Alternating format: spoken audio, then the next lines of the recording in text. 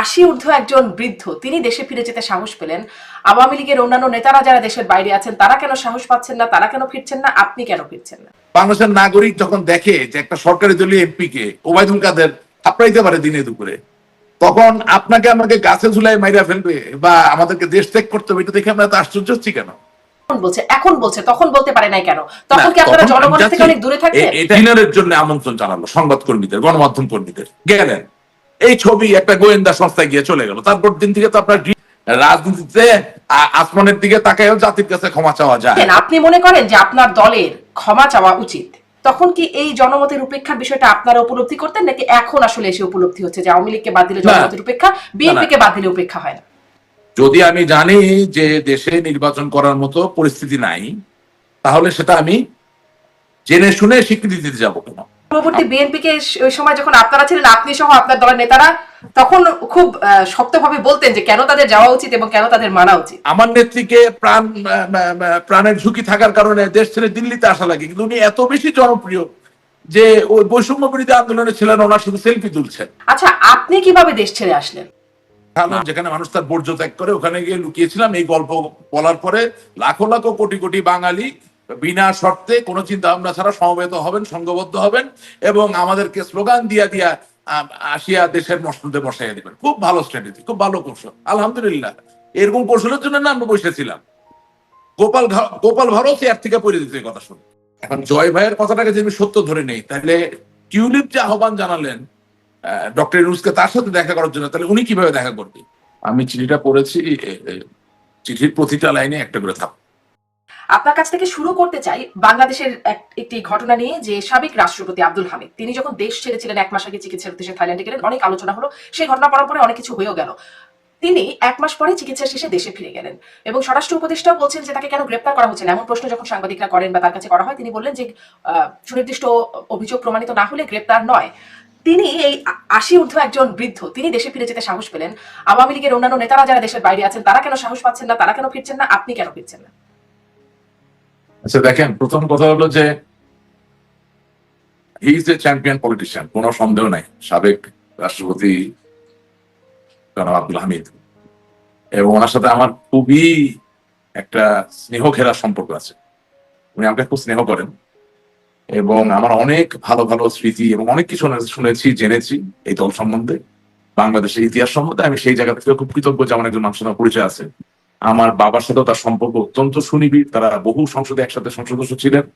এবং আমি আপনার অনুষ্ঠানের মাধ্যমে শুধু বলতে চাই, all the respect to mister Abdul Hamid, he deserves it, এবং he is definitely a true politician, a very courageous soul.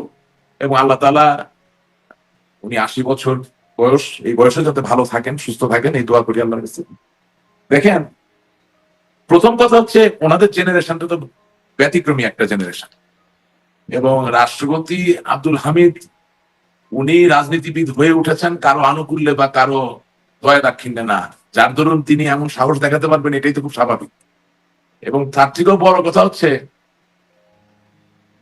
আজকে এই সংকটকালীন সময় বসে যখন নিজেরা বিচার করি, তখন আমি বুঝি যে কেন আমরা অনেকেই ফিরতে পারি না বা ফেরার মতো সাহস করি না। তার মধ্যে আমিও আছি। এটার কারণ হচ্ছে যে আমরা কিন্তু, রাজনীতি হচ্ছে সংহতির ব্যাপার, রাজনীতি হচ্ছে বৈষম্যহীনতার ব্যাপার, রাজনীতি হচ্ছে সাম্যের ব্যাপার, রাজনীতি হচ্ছে সৌন্দর্যকে উদযাপন করার ব্যাপার। সেখানে আমাদের ভালো লাগুক বা না লাগুক, আমরা রাজনীতি থেকে সাংঘর্ষিক করে ফেলেছিলাম, এবং এত মাত্রায় সাংঘর্ষিক করেছিলাম যার ধরুন সেই সাংঘর্ষিক রাজনীতির চর্চা করার কারণে যেমন ফল পাওয়ার কথা তাই কিন্তু এখন আমরা পাচ্ছি। এবং আপনি একটা খেয়াল করবেন, আমি প্রাইভেসি আজকাল খেয়াল করি যে এটা আওয়ামী লীগ, বিএনপি, জাতীয় পার্টি বলে ব্যতিক্রম ভিন্ন তা না। গত 15 বছর বা 16 বছর ধরে বিভিন্ন সময় আমরা দেখেছি বিভিন্ন রাজনীতিবিদদের সন্তানদেরকেও আমরা ভিন্ন মতের রাজনীতি করার কারণে আক্রান্ত করেছি। এবং এই যে ব্যক্তিকে ফেলে দিয়ে তাকে অতিক্রম করে পরিবারের ভিতরে ঢুকে যাওয়ার যে একটা চর্চা আমরা চালু করেছিলাম, সেটার ফলাফল আমরা ভোগ করছি। এবং আপনি রাষ্ট্রপতি আব্দুল হামিদের যখন কথা বলছেন, তখন একটা তো হচ্ছে তিনি সাংঘর্ষিক রাজনীতি কোনোদিন করেননি, তিনি আদর্শের রাজনীতি করেছেন একেবারেই। মানুষের বেশি ভুল ত্রুটি ছিল, কিন্তু কোন মানুষের শত্রু হওয়া জেনে শুনে, এই ব্যাপারগুলো বোধহয় তার ভিতরে ছিল না। আমি এতটুকু নিশ্চিত এই জায়গাটায়। যেমন ধরেন আপনাকে আমি বলি, আমার আচ্ছা, তার রাজনৈতিক মানে কি এরকম রাশিদ রহমান যে ভালো রাজনীতিবিদ যা থাকতে পারছেন দেশে, যারা ভালো রাজনীতিবিদ নন তাদেরকে বানিয়ে রাখা হয়েছে? ওই জায়গাটা পরে আসছি, ওই জায়গাটা পরে আসছি। আমাকে একটু আমাকে একটু ডিরাইভ করতে দেন, না হলে হয় কি যে জিনিসগুলো এত সেন্সিটিভ। আমার দলের যারা আছেন তারা যেমন আমাকে ভালোবাসেন, ঠিক একইভাবে তারা অনেকে তো খুব একটা সংবেদনশীল অবস্থায় আছেন। মানে একটু এদিক ওদিক হলেই দেখা যায় যে ভুল বোঝার একটা উপক্রম থাকে। একটু আমাকে সহযোগিতা করেন, আমি এই জায়গাটা একটু পরিষ্কার করতে চাই, এটা সবার জন্য হেল্পফুল হবে। তো তবে রাষ্ট্রপতি আব্দুল হামিদের ঘনিষ্ঠজন যারা ছিলেন তারা সকলে কিন্তু সমূলে কোনো না কোনো ভাবে আমার ক্ষতি করেছেন, রাজনৈতিক ভাবে চেষ্টা করেছেন, এবং আমার বাবারও ক্ষতি করার চেষ্টা করেছেন। কিন্তু দেখেন, ওনার প্রতি কিন্তু শ্রদ্ধাবোধ নষ্ট হয় নাই, কারণ ওই উচ্চতার ওই পর্যায়ের একজন মানুষ, তিনি কিন্তু ওই কাদা ছোড়াছড়ি বা নোংরামির ভিতরে কোনোদিন হাত দেন নাই। তার মানে যিনি অভিভাবকের ভূমিকায় থাকবেন, তার সামনে অনেক কিছু ঘটে গেলেও তিনি কিন্তু পক্ষপাতমূলক আচরণ করতে পারবেন না। আজকে এই যে সহিংস রাজনীতির যে বহিঃপ্রকাশ দেখছেন, তার ভিতরে অনেকাংশেই কিন্তু আমরা জেনে হোক বুঝে হোক অথবা না বুঝে হোক, আমরা পক্ষপাতমূলক রাজনীতিতে যাওয়াতে মানুষকে সরাসরি আক্রান্ত করার কারণে কিন্তু সেই ফলাফলটা আমাদেরকে পেতে হচ্ছে। যে যত কথা আপনাকে বুঝাক অমুক চক্রান্ত ছিল, এটা মানুষের জনরোষ, এটা বাস্তবতা। আমি আপনাকে ছোট একটা উদাহরণ দিই। যখন গতকালকে সাবেক রাষ্ট্রপতি জনাব আব্দুল হামিদ মহোদয় দেশে ফিরে আসলেন, আমি তার এই ফিরে আসাকে সম্মান জানাতে গিয়ে আমার নিজের জায়গা থেকে আমি কিছু কথা ফেসবুকে পোস্ট করেছিলাম। আমি লিখেছিলাম, perhaps he is the last of the Mohicans, perhaps he is last of the politicians who want to live the life of a honorable politics, যারা নীতি আদর্শের এবং সম্মানের রাজনীতি জীবন ধারণ করতে চান পারেন, তাদের মধ্যে উনি শেষ করেন। আমি এক্স্যাক্টলি বুঝতে বলতে পারছি না, কারণ এটা এক্সট্রা হচ্ছে, কারণ আমার ফেসবুক পোস্টে আছে। খুবই নির্মোহ, কাউকে আঘাত করে না, কিচ্ছু না। এবং উনি একজন সাবেক রাষ্ট্রপতি, তিনি ফিরে এসেছেন, কোনো প্রোটোকল নাই, কোনো পুলিশ নাই, কোনো দলের নেতা কর্মী নাই, কিছু নাই। কিন্তু আমি আপনাকে বলতেছি 100 বছর তার নামটা থেকে যাবে, এই কথাটাই আমি পোস্টে লিখেছিলাম। লেখার পরে বেশিরভাগ লোকই, আপনার 99% লোক খুবই ইতিবাচক কমেন্ট করেছে। তার ভিতরে একজন আমাদের দলের, তিনি আমাদের আইনমন্ত্রী, সাবেক আইনমন্ত্রী জনাব আনিসুল হক সাহেবের কাজিন, আপন খালাতো ভাই, তিনি একটা খুব নেগেটিভ কমেন্ট করলেন। তা আমি তাকে ফোন করলাম, ফোনকে বললাম, ভাই কি ব্যাপার, উনি কানাডায় থাকেন, তা আমি কল করবো এটা তার উনি চিন্তা করতে পারে নাই। I do that. আমাকে যখন কেউ নেগেটিভ কমেন্ট করে, I don't worry about it. I call them and I ask them because I want to know. আমি জানতে চাই আসলে কি হচ্ছে। কারণ এই কমেন্টের পিছনে যিনি, তিনি একজন মানুষ, তার চিন্তা বোঝা দরকার। তো উনি যে কোনো কারণে হোক আমার সাথে কিছু কথা বলার পরে বললো যে, ভাই আমার একটা ভুলে হয়ে গেছে, আমি আসলে এই কমেন্ট দিতে যাইনি, কি যে লেখা কিভাবে হয়ে গেল আমার ক্ষমা করবেন। আমি আর কথা বাড়ালাম না। একজন লোকজন ক্ষমা চান, ওকে ফাইন, এবং আমার থেকে বয়স বড়, আমি ওনাকে ভাই সম্বোধন করে সালাম টান দিয়ে ফোন করে যে কখনো কোনো মতামত থাকলে আমাকে বলবেন, কোনো অসুবিধা নেই। এখন আমি আপনাকে একটু দেখে বলি, হ্যাঁ, এটা ভুল করাটা ঠিক হবে না।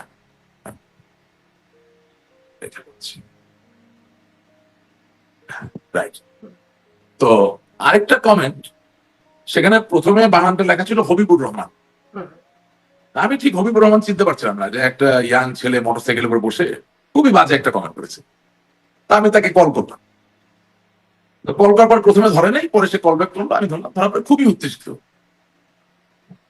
আমি বললাম, ভাই কি হয়েছে, আপনি যে আজে বাজে কথাগুলো লিখতেছেন, কারণটা কি? আমি তো কোনো এখানে রাজনৈতিক মতামত বা কিছু দিইনি। বলে, আপনারা জানেন আপনারা আমাকে নিয়ে কি করছেন? তাই বললাম, আপনি কি হবিবুর রহমান? বলে, না আমি হাবিবুর রহমান। মানে বানাতে ভুল করেছিল। আপনার বাড়ি কোথায় ভাই? বলে, আমার বাড়ি চিতলি দক্ষিণপুর মিঠাপুকুরে। চিতলি দক্ষিণ পাড়া মিঠাপুকুরে। আমি বললাম, জানি আপনি আমার বাড়ির পাশের লোক, আপনি এরকম কথা লিখতেছেন কেন? বলে, কেন আপনাদের মনে নাই? আপনারা যখন 2015 সালে আমাকে জায়গিরহাটে 7 জনকে বাসের ভিতরে পুরাই মারার মামলায় যখন নাম ঢুকাইলেন, ঢুকায় যখন 18 মাস আমাকে জেলে রেখে দিলেন, জামিন দিলেন না, আমি জমি জমা বিক্রি করে ঘর বাড়ি নষ্ট করে আমি যখন মুক্ত হইলাম, কেন আপনার মনে পড়তেছে না? আপনাদের মনে পড়ে না? ঠিক আছে, আসেন দেশে আসেন, বুঝাবো আপনাকে। আমি তখন ঠান্ডা মাথায় বললাম যে, আপনি একটু ঠান্ডা, আপনি বলতে কি বুঝাচ্ছেন? বলে, কেন আপনারা আওয়ামী লীগ? আচ্ছা ঠিক আছে হোক, আপনি তো আমার পাশের গ্রামের মানুষ, আপনার কথা আমাকে বলেন সরাসরি, আপনাকে আমি কি করছি, আপনি আমাকে কি করছেন? বলে, না আপনি তো কিছু করেন নাই, আমি মমিনের ভাই, আপনি মমিনকে চেনেন না? যে হ্যাঁ, মমিন আমার সাথে অনেক ঘুরেছে, মমিন আমার ছবি দিয়েও পোস্টার বানিয়েছে, আবার মমিন এখন জামাতের সাথেও ঘুরছে, সেটা অন্য কথা, কিন্তু সে আমার এলাকার মানুষ, আপনি মমিনের ভাই? বলে, হ্যাঁ। বলে ভাই ঠিক আছে, আপনি জামাত করেন, বিএনপি করেন, আওয়ামী লীগ করেন, যাই করেন, আপনার আসল রাগটা কি আমাকে বলেন। বলে ভাই আমি থাকি চিত্রকরপুরে, আমি ওই জায়গাঘাটে কিভাবে কিভাবে গিয়ে বাসে আগুন দিলাম, আপনি আমার নাম দিলেন কেন মামলায়? তো আমি আপনাকে যেটা বুঝতে যাচ্ছি, তাই বললাম যে মামলা কি এখনো চলো? বলে কোনো মামলা চলো না। তার মানে 2015 সাল, আজকে হলো 2025 সাল, 10 বছর ধরে একটা মামলা চলছে। দেখেন, আমরা যখন ক্ষমতায় ছিলাম আমরা কিন্তু এই আকুতিটা বারবার সরকারকে জানিয়েছি যে আপনি পেট্রোল বোমা যারা হামলা করছে তাদেরকে দমন করবেন, তাদেরকে দমন করতে গেলে মামলা হবে, ঠিক আছে, কিন্তু মামলায় যারা অভিযুক্ত হবেন বিচারটা দ্রুত যদি সম্পন্ন হয়, তাহলে পেট্রোল বোমার কারণে যিনি মারা গেলেন, অগ্নিদগ্ধ হলেন বা আহত হলেন, তার সে যেমন বিচার পাচ্ছে, ঠিক একইভাবে যিনি আসলে দোষী তিনি সাজা পেয়ে যাচ্ছেন, যিনি দোষী না তিনি মুক্ত হয়ে যাচ্ছেন। অথচ দেখেন আজকে 10 বছর হয়ে গেছে, এই মামলাটা শেষ হয়নি। এবং এই ছেলের সাথে কথা বলে আমি বুঝতেছি, এই ছেলের সাথে আমি কথা বলে পরিষ্কার ভাবে বুঝতে পারছি। আপনি কি আমার কথা শুনতে জি, পাচ্ছেন? আপনার কথা শুনতে পাচ্ছি। মানে সেই ছেলেটার যে ক্ষোভের জায়গা, আপনার স্ক্রিনটা হ্যাঁ এখন ঠিক আছে, সেই ছেলেটার যে ক্ষোভের জায়গা সেটা আপনার কাছে সে এখন বলছে, তখন বলতে পারে নাই কেন? না, তখন কি আপনারা তখন জনগণের থেকে অনেক দূরে থাকতেন? এটা এটা এটা পরিষ্কার বোঝা যাচ্ছে যে আহ, আমি বুঝতে পারছি যে এই ছেলেটা যে হোক নির্দোষ, সেটার সাথে যুক্ত নয়। হুম, কারণ ইট ডাজন্ট মেক সেন্স। হুম। কারণ যেই জায়গায় আগুন ধরানোর ঘটনা, সেখানে 30 মাইল দূর থেকে গিয়ে রাত্রেবেলা 3টার সময়, এগুলো আসলে মিলানো খুব কঠিন, বুঝছেন? তিনি একজন মাত্র হ্যাঁ, হাবিবুর রহমান, এরকম অসংখ্য হাবিবুর রহমান অনেক নামে অস্ত্র মামলা হয়। থাকতে পারে, থাকতে পারে। এবং এখানে রোষ তৈরি হচ্ছে, রোষানল তৈরি হচ্ছে, বুঝলেন? আমরা প্রশ্ন করি না যে কেন আমাদেরকে এইভাবে হামলা করতেছে, আমরা বুঝতে পারছি, মনে হয় ছোট বাচ্চা আমরা সবাই, কিছু বুঝতেছি না কেন। আমি একটা ছোট একটা উদাহরণ দিলাম, এবং আপনি যে জিজ্ঞেস করলেন যে কেন এই ছেলেটা আমার কাছে আসে নাই, এই ছেলেটার আপন ভাই তো আমার সাথেই ছিল, আমি খুঁজে বের করেছি অসংখ্য ছবি আমার সাথে। কিন্তু যদি কোনো লোককে আপনি 18 মাস জেলে রাখেন, তারপর সে বেরিয়ে আসার পরে আপনি ক্ষমতায়, সে দূর থেকে মনে করছেন আপনি তাকে জেলে রেখেছেন, সে আপনার কাছে আসবে কোন জায়গা থেকে?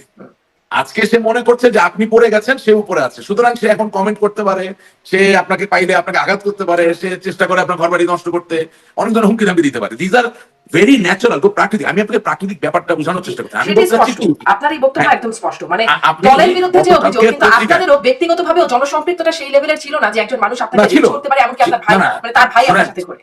না না, আমার বা আপনার ব্যক্তিগত সম্পৃক্ততা কিরকম আমি এভাবে বুঝাই বলি। ধরেন আপনি একজন সমালোচিত গণমাধ্যম কর্মী, আপনি নাম করা ডিবিসি চ্যানেলে একসময় কাজ করতেন, রাইট?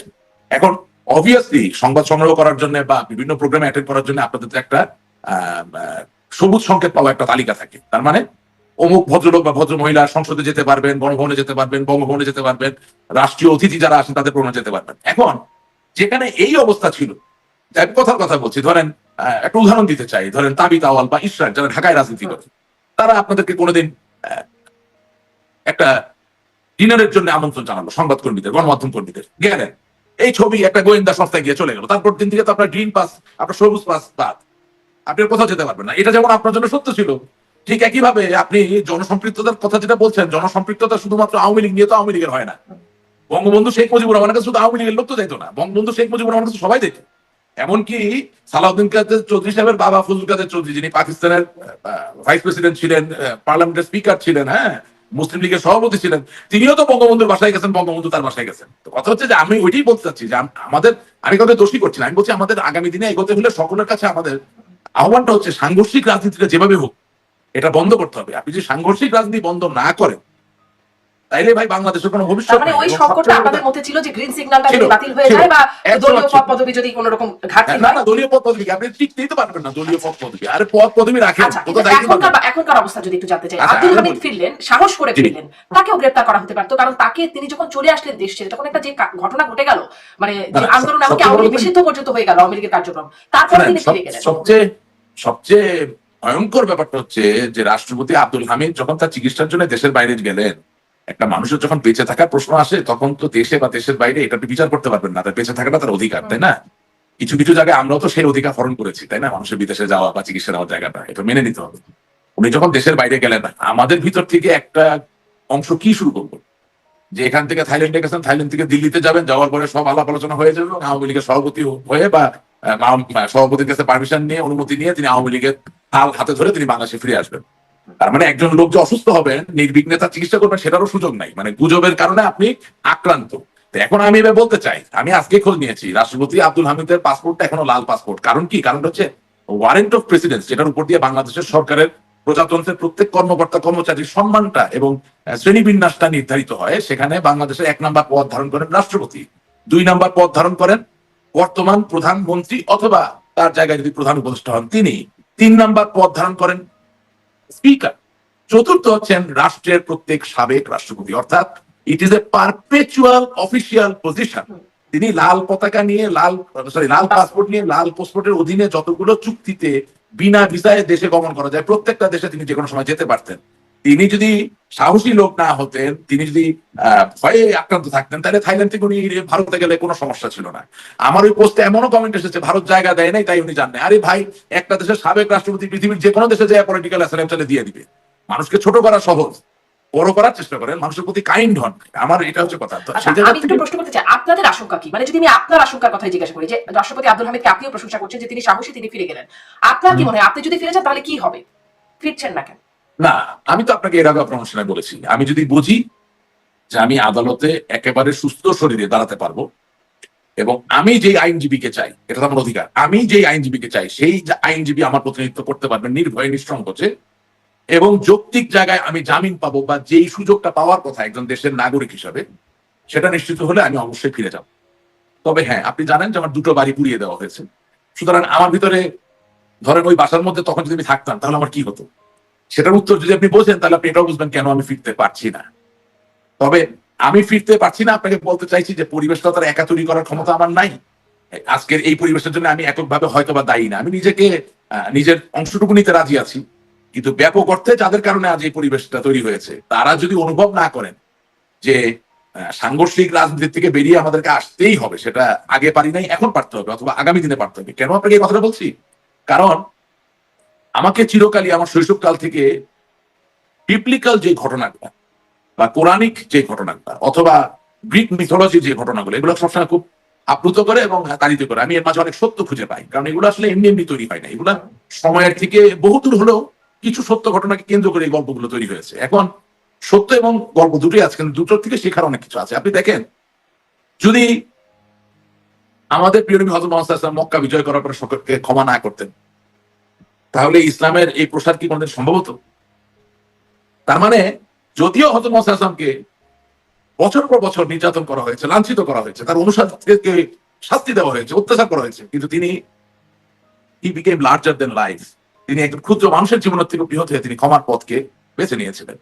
এটা তো গেল একটা পৌরাণিক ঘটনা, সত্য ঘটনা। এখন আপনি মনে করেন যে যদি আপনি বিবলিক্যাল একটা ঘটনা হাতে নেন, যে জিসাস ক্রাইস্ট, মানে যাকে আমরা ঈসা আলাইহিস সালাম বলি, তাকে ক্রুশবিদ্ধ করা হয়েছে, কিন্তু রাজা কনস্টান্টাইনের পরে এই যে খ্রিস্টীয় ধর্মের যে জয় জয়কার, তাতে তারা ওই রোমান এম্পায়ার লোকদের উপরে যদি দয়া পরবশ না হতো, তাহলে আপনি কি এখন রোমান এম্পায়ারের যে ছিটা ফোটা, মানে অর্থাৎ রোমান নাগরিকদের যাই ইউরোপে ছড়িয়ে ছিটিয়ে আছে, তাদের খুঁজে পেতেন না। তো আপনি এখন হযরত মুহাম্মদ সাল্লাল্লাহু আলাইহি সাল্লামের জায়গায় কাকে দেখতে চান? বর্তমান সরকার কি অন্তর্বর্তী সরকারকে? না, আপনি আমি দুটো পৌরাণিক এবং বিবলিক্যাল এক্সাম্পল দিয়েছি, এবার আমি একটা পার্থিব এক্সাম্পল আসবো, একেবারে মানুষের।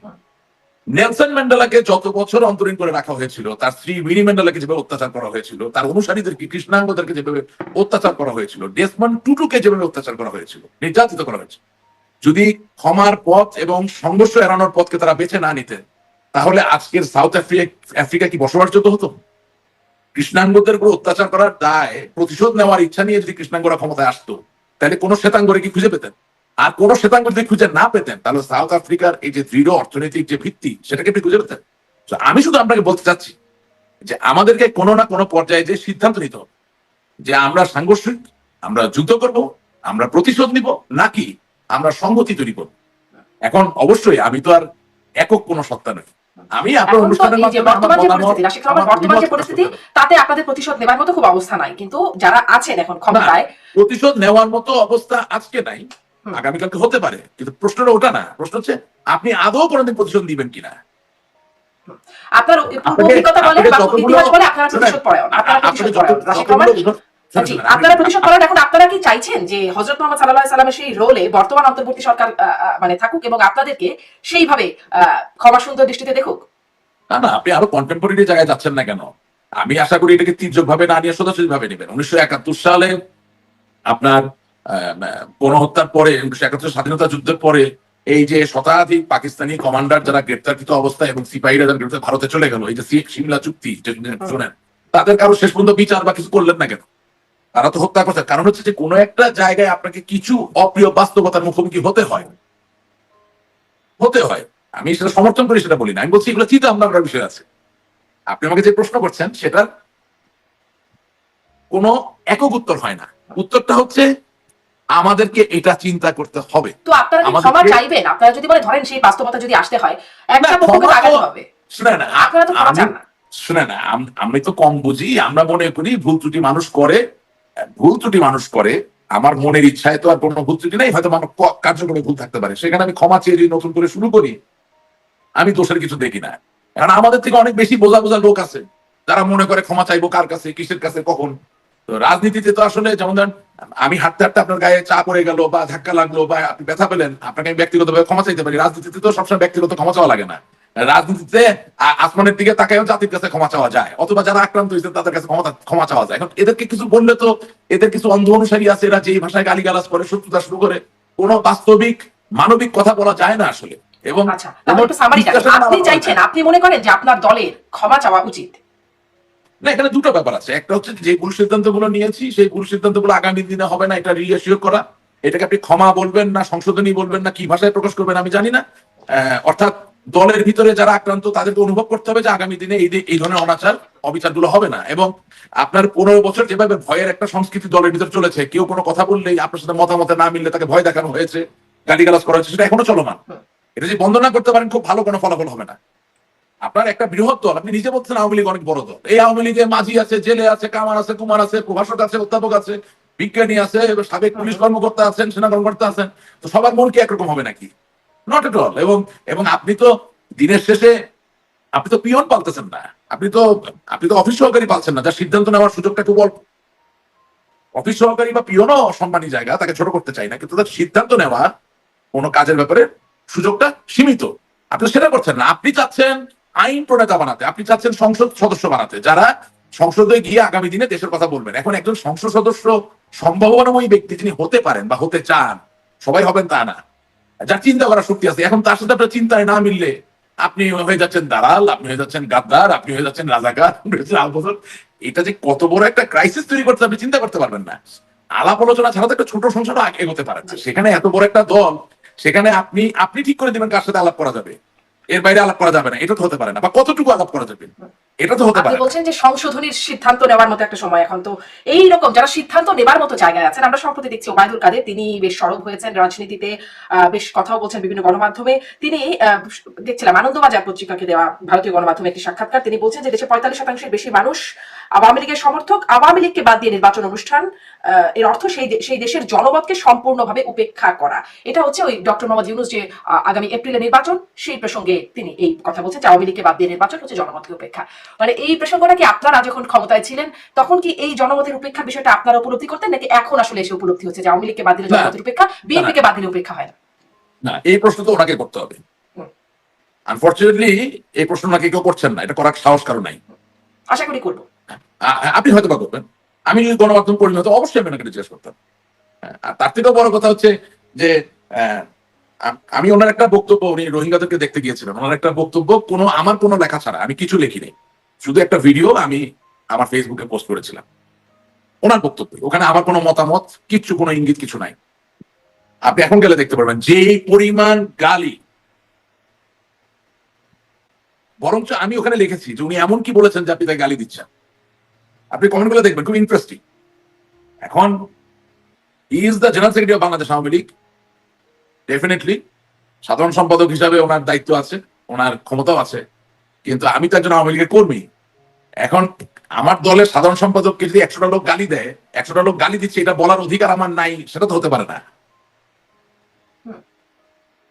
উনি যদি বলেন যে আগামী দিন আমরা নির্বাচনের জন্য প্রস্তুতি নিব, এটা দলের নির্দেশ, তাহলে আমার জন্য নির্দেশ, ওকে ফাইন, দ্যাটস গুড। উনি যদি বলেন যে আগামী 16ই ডিসেম্বর আমরা দলীয় ভাবে বৃহৎ আকারে বৃহৎ পরিসরে আমরা বিজয় দিবস উদযাপন করবো, এটা আমার জন্য নির্দেশ। সেটা না পালন করার কোনো কারণ নেই, যতক্ষণ না গঠনতন্ত্র হিসেবে উনি সাধারণ সম্পাদক আছেন। কিন্তু উনি জনপ্রিয় কি জনপ্রিয় না, বা ওনার ক্যারিজমায় মানুষ তাড়িত হন কি হন না, বা তার আহ্বানে মানুষ রাস্তায় নামবে কি নামবে না, সেটা বলার অধিকার তো আছে। এবং সেই পরিসংখ্যানে আমি যা পেয়েছি নিজে গবেষণা করে, যে একেবারে তলানিতে। আপনি একটা লোক খুঁজে পাবেন না যে তার পক্ষে কোনো, এখানে কিছু দালাল আছে, এক দুইটা লোক ধরেন বিভিন্ন জাতের ফোন, মানে কমেন্ট গালিগালাজ করে, একেবারেই আজে বাজে লোকজন, ফালতু লোকজন, রাস্তার লোকজন, এগুলার কথায় তো দেশের রাজনীতি চলতে পারে না। হ্যাঁ, আচ্ছা, ওনার জনপ্রিয়তা বা গ্রহণযোগ্যতা যদি ত্বরান্বিত হয় তাহলে এতদিন পরে তাকে সরব করা হলো কেন? তিনি বলছেন নেত্রীর নির্দেশে সেটা তিনি বলতে সরব পারি হয়েছেন। না। আমি জানি না উনি নিজে সরব হয়েছেন নাকি সরব করছেন, দ্যাট আই নেত্রীর ডোন্ট নো। নির্দেশে সরব না হলে উনি সরব কি করে হতে পারেন? না, উনি তো বলছেন যে আগামী কাউন্সিল প্রধানের সাধারণ সম্পাদক, সুতরাং কতটা ওনাকে সরব হইতে বলা লাগে বা কতটা উনি নিজের থেকে সরব হবেন সেই বিষয়ে আমি জানি না, না জেনে আমি কোনো কথা বলতে পারবো না। হ্যাঁ, বা বর্তমান পরিস্থিতির উনি তো সুযোগ নিতে পারেন। এখন ওনাকে কে বলবে যে ভাই আপনি সরব হলেন না? মানে আর এরকম বলার মতো লোক কে আছে আওয়ামী লীগে? আপনি আব্দুল হামিদের মতো লোক আর কাউকে দেখতেছেন নাকি কেন আশেপাশে? সাবেক নাই তো, প্রধানমন্ত্রী নাই তো, আওয়ামী লীগ একজনও নেত্রী নাই। শেখ হাসিনা আছেন, তিনি সরব হতে বলতে সেটা তো পারেন, বিনা বলতে নেত্রীর বলতে পারেন। সিদ্ধান্ত। হ্যাঁ, নেত্রী যদি মনে করেন দলের ভালো হবে না বলবে। আমি তো আর নেত্রীর জায়গায় বসতে যাচ্ছি না, আমি শুধু হাত তুলে দোয়া করতে পারি যে আল্লাহ আওয়ামী লীগের ভালো করুন। মানে যখন আমি ওবায়দুল শুধু হাত কাদের তুলে বলছেন বলতে পারি নেত্রী যে তাকে আল্লাহ বলেছেন সরব হতে, আল্লাহ এবং সেই ক্ষেত্রে আমাদেরকে কোন এমন রকম একটা পরিস্থিতি দাও যেখানে কোটি কোটি মানুষ যারা নির্যাতিত নিষ্পেষিত অবস্থা আছে তারাও মুক্তি পাক, আমরা যারা দেশের বাইরে ফিরতে পারছি না আমরাও যাতে আমাদের দেশে ফিরতে পারি। আমরা তো আপনি আসলে দেশে ফিরতে আপনি চাই। ওবায়দুল কাদেরের মন্তব্যের প্রসঙ্গে আপনার কাছে আপনি বলছেন সেটা তাকে জিজ্ঞাসা করেন, কিন্তু আপনি এতটুকু বলেন যে ওবায়দুল কাদের বলছেন যে 45% বেশি মানুষ আওয়ামী লীগকে সমর্থন করে, আওয়ামী লীগকে বাদ দিয়ে সেটা তো নির্বাচন। আপনাকে আমি আগেও বলেছি যে আমাদের কয়েকটি নির্বাচন একেবারেই গ্রহণযোগ্য হয়নি, এটা আমাদের নিজের পায়ে নিজে কুড়াল মারা হয়েছে। সেটা তো আমি আপনাকে বহুবার বলেছি। এটা এবং আরো মজার বিষয় কি যে বিএনপি যারা করেন বা অন্য দল যারা করেন বা আপনারা শুধু ইঙ্গিত করেন 2024-2018-তে। আপনারা সবচেয়ে বড় যে জায়গাটা ইঙ্গিত করতেছেন না, যেটা বাংলার মানুষের প্রাণ কেন্দ্র, সেটা স্থানীয় সরকার নির্বাচনে দলীয় প্রতীক দিয়ে আপনি সমস্ত দেশকে বিভক্ত করেছেন, শুধু আওয়ামী লীগকে না। কারণ আমি তো শৈশবকাল থেকে গ্রামে যাই। আমার 17 নম্বর ইমাদপুর, আমার কিন্তু সেই সিদ্ধান্তটা যে ভুল ছিল এটা মেনে তো আওয়ামী লীগ সরে এসেছে। না সেটা মেনেছি, হ্যাঁ। এটা আবার পুরোনো একই কথা হবে। সেখানে যিনি চেয়ারম্যান হতেন তারে তো ভাই সবাই ভোট দিত দলমত নির্বিশেষে। যখন আপনি মার্কা দিয়ে দিলেন আপনি অটোমেটিক্যালি একটা সীমানা টেনে দিলেন। এইটা শুধুমাত্র ওই 1-2টা নির্বাচন না, এখানে পুরা রাজনৈতিক সিদ্ধান্তগুলো খুবই আমি মনে করি অসংবেদনশীল, অদূরদর্শী ভাবে অদূরদর্শিতার সাথে নেওয়া হচ্ছিল। এবং হ্যাঁ, ওবায়দুল কাদের সাহেব দলের সাধারণ সম্পাদক হিসেবে ওনার যে দায়িত্ব ছিল উনি ভেটো দিতে পারতেন। আমরা যতদূর জানি যে বঙ্গবন্ধুর সময় দলের যারা সাধারণ সম্পাদক ছিল তারা তো মুখের উপর বঙ্গবন্ধুকে বলতেন যে মুজিব ভাই এটা করা ঠিক হবে না। তো এটা তো ওনার দায়িত্বের ভিতর ছিল। এখন উনি না করতে পারলে এটা আমি বললাম এখন হয়ে যায় শত্রু, তা তো অসুবিধা। আপনি মনে করেন আমি একটা ছোট, এখনো আমাকে কিছু লোক গালিগালাজ করতে পারে, তাও বলতেছি বলার জন্য 5ই আগস্টের যে সমস্যা, আপনি মনে করেন মাশরাফি, আপনি মনে করেন সাকিব আল হাসান, আপনি মনে করেন ব্যারিস্টার সুমন, এবং আরো কয়েকজন ইয়াং যাদের প্রতি একটা বড় ফলোয়ারশিপ আছে, এদেরকে মানে একটু সাহস দিয়ে আপনি ওই বাচ্চাগুলোর মাঝখানে যে ঢুকাই দিতে পারতেন, আপনি মনে করেন এই আন্দোলনের এই অবস্থা হয়।